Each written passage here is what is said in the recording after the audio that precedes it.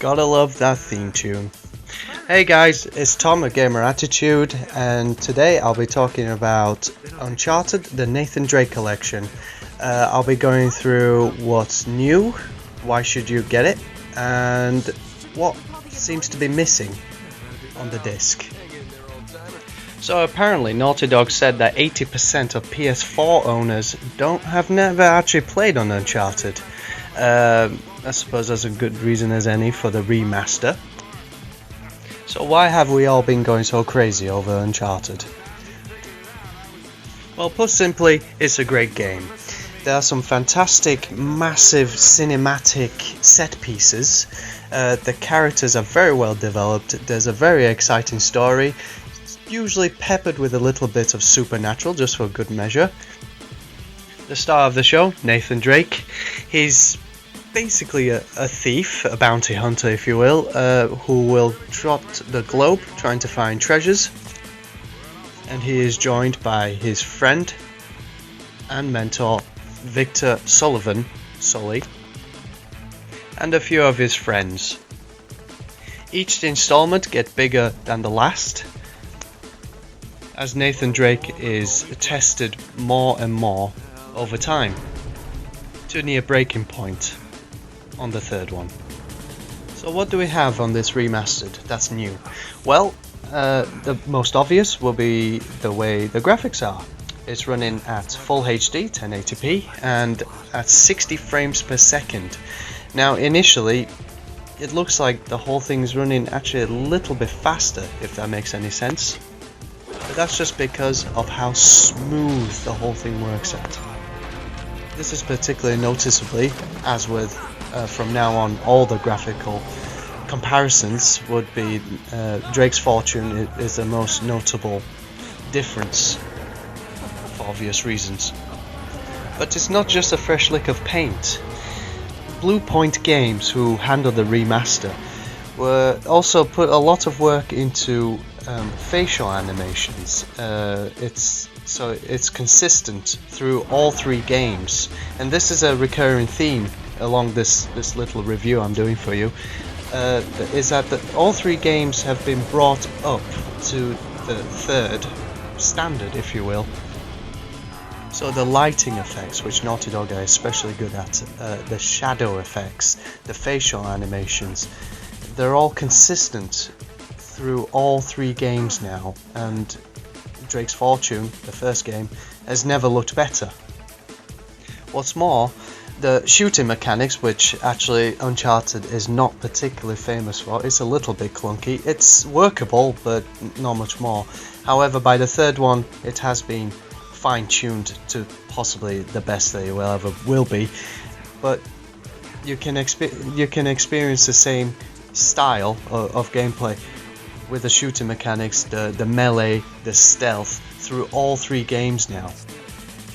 The draw distances are also as far as the eye can see, and the lighting effects, as I mentioned before, has also been brought up again to the third Uncharted standards. So what do we have missing? Well, there's Golden Abyss, which was on the PS Vita. It was one of the Vita's launch games. Naughty Dog felt that it didn't fit in with the trilogy all that well. They were afraid to spoil the continuity, and I can understand that with Vita not really having much to do with the other three games, Nate being the only recurring character. And some of the touch controls on the PS Vita might not have worked as well on the PS4. I wish they would have included it, just to make it a more wholesome package, but I don't think I'll miss it very much. It was a decent enough game, but I understand where Naughty Dog are coming from. What else is missing? Well, there's the multiplayer, which, by the way, PS3 owners, I can still gladly report that the service for the multiplayer modes in Uncharted 2 and 3 are still active. There are no plans for them to be taken offline anytime soon, so you can still have a lot of multiplayer action on those games. But the multiplayer is completely missing from this remaster.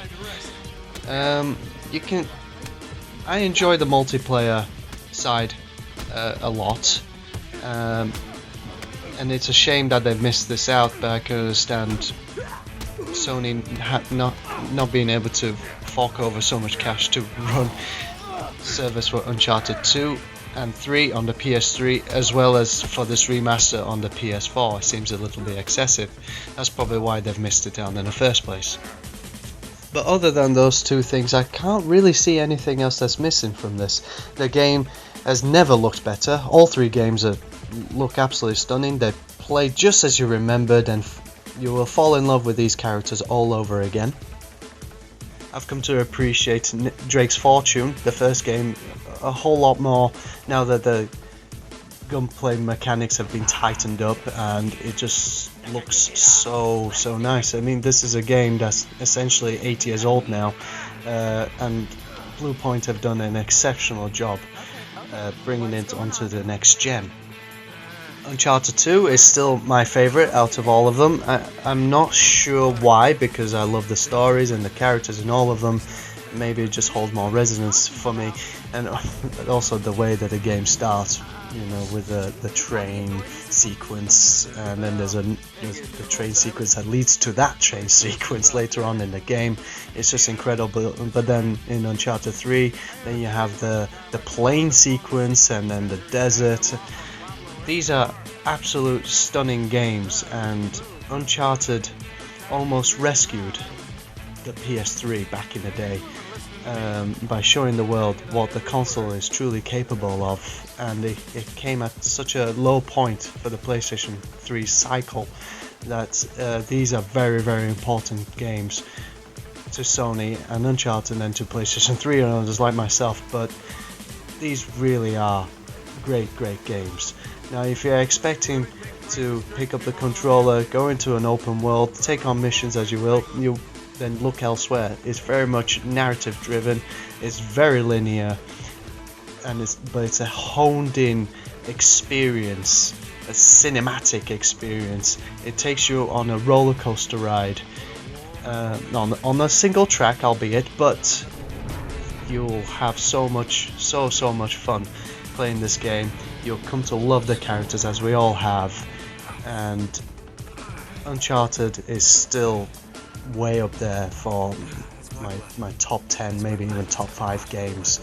So if you haven't played the game, if you're new to the PS4, then there isn't a shadow of a doubt that you should pick this up. And in my case, I picked the remaster up so that I can get access to Uncharted: A Thief's End, the 4th game, the multiplayer beta, which will start on the 4th of December. I shall report back once the beta opens. For now though, it sure is nice to be reacquainted with Nate and his cohorts. Thank you for watching.